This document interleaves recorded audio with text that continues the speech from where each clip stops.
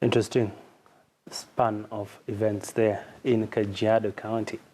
Well, aside from that, we're going to get into an interesting conversation now about transformative leadership and the role of women really in the business world.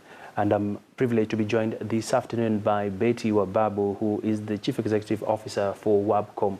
And many thanks, Betty, for making time. Thank you for having me here. Of course, Betty, you are a communications specialist and now pursuing a PhD, if I'm not wrong. And a lot of companies right now are grappling with how can women get a better say in the high levels in the organization. Perhaps let's just start from there. Why are we not having enough skirts in the boardrooms? Well, Abby, I must say that I'm glad that the tides are changing and things are running differently right now.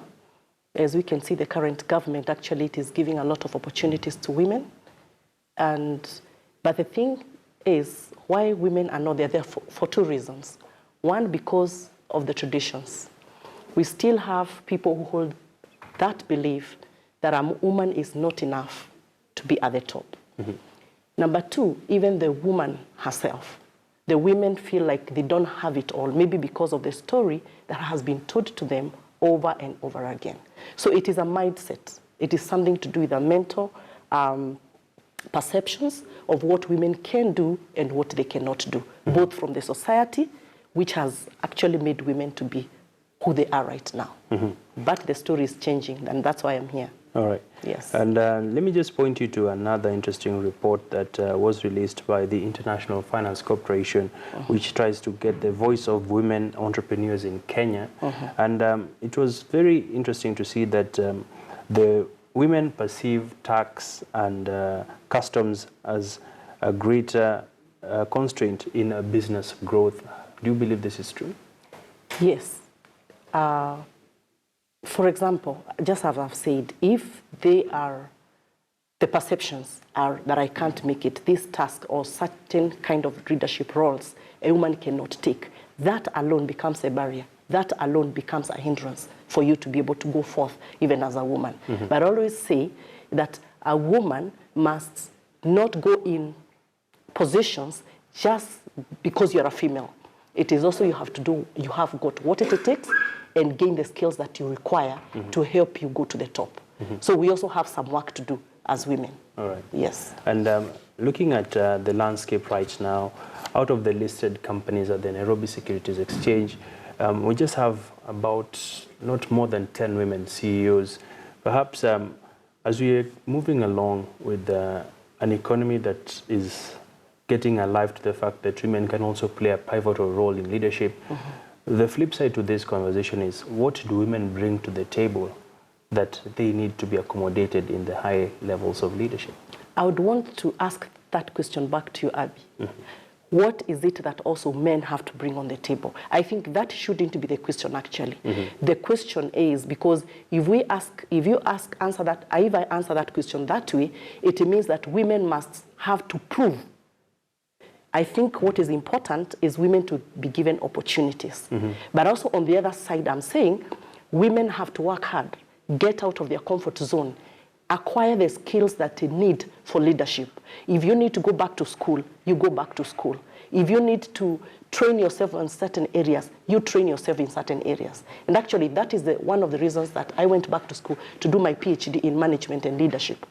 Because you need to, as women, to up our game.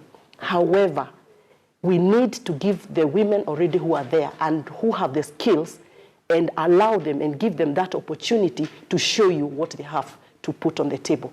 But honestly, if I'm not given an opportunity, you may never know what I got until that opportunity is given. All right. So the issue is not what women have to show, because that tells me that I have to prove. Because if we say that, then we are not being gender sensitive. We are being discriminatory. Right. We need to be able to, if for example it's a position, let's float it to the best candidate. And if a woman is equal to the task, let her be given the opportunity to take up that leadership role. All right. Yes. And interesting that you've brought that up, and I have no specific reservations of women being in leadership. And one of the big aspects that has sort of given a new paradigm shift to why women are important in leadership, research has shown that there's better, in terms of staff relations is better. They also talked about succession planning, and of course the aspects around how women are able to sort of end a deadlock. When a board is in that tight meeting, Yes. they usually have that challenge. And let's just want to get your closing thoughts on this. Well, what I agree with you, that having diversity of gender in any board is really critical. One is that we must agree that no time a man and a woman will be the same, because God in his own wisdom created us to be different. And so men have their own capabilities and women have their own capabilities. Sure. And for that reason, when we have this kind of diversity in a board or leadership of any organization, then we bring some sense. Each gender brings in what is not there. And as you have correctly said, what happens in a board when there's a deadlock, when people have locked and things can't move?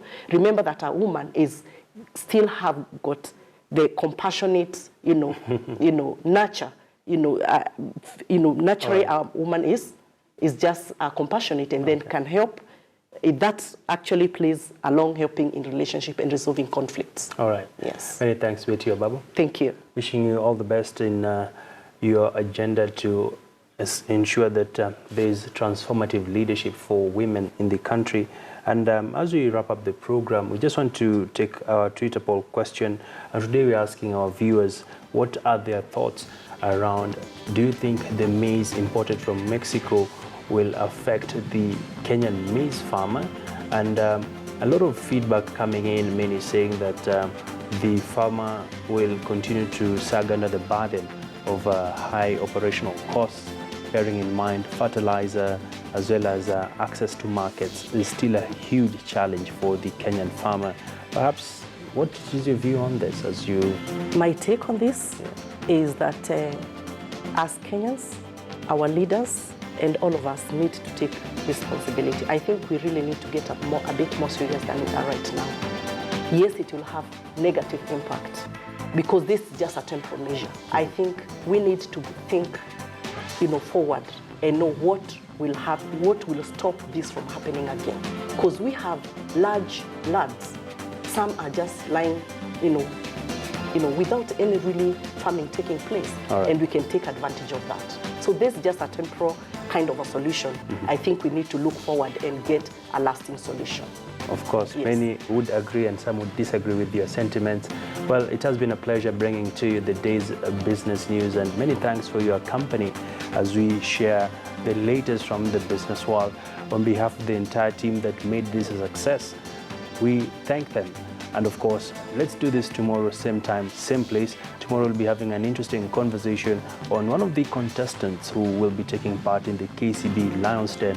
Do ensure you join us tomorrow as we delve into that issue as well as other aspects that will shape up in the business world. My name is Abia Gina. Right now, that's where we leave it at. Coming up